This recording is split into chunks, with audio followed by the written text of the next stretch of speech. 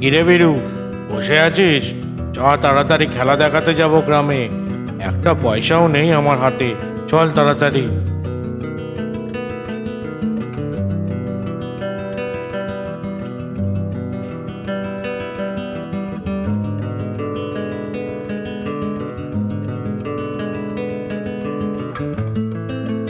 বান্দর খেলা দেখবে নাকি? বান্দর খেলা আসুন দেখুন, বান্দর খেলা, বান্দর খেলা।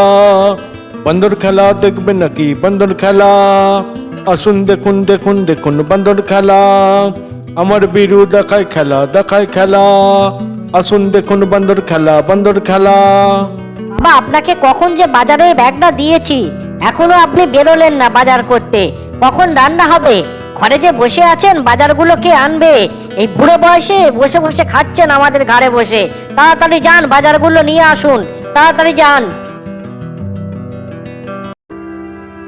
কাকা বাবু, ও কাকা বাবু, আরে শুনছেন? ও কাকা বাবু, আরে কখন থেকে আপনাকে ডাকছি, একটু কথা ছিল আপনার সাথে। আসুন না, ওই গাছতলায় একটু বসি, আপনার সাথে একটু কথা বলবো। কাকা বাবু, আমি এই বাঁদর খেলা দেখাই, তো আপনার বাড়ির পাশ দিয়ে যাচ্ছিলাম, তখন শুনলাম আপনার বৌমা আপনাকে কি ভাষায় কথা বলছে।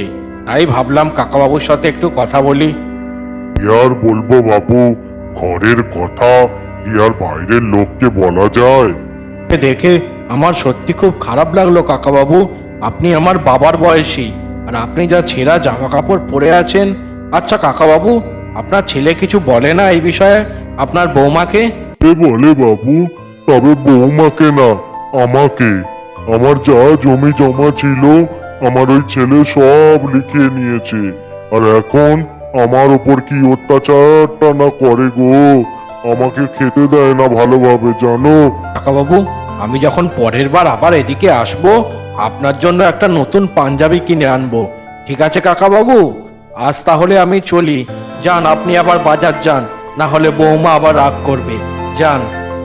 এই নদীর পাড়ে একটু বসি, একটু ঠান্ডা হাওয়া খেয়ে নিই। বুঝলি বীরু, জীবনে বিয়ে করিনি, ভালোই আছি।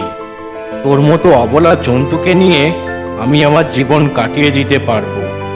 আচ্ছা বীরু, মানুষ কি কোনোদিন বুঝবে না যে বাবা মাই তাদের সম্পদ, তাদের ভগবান?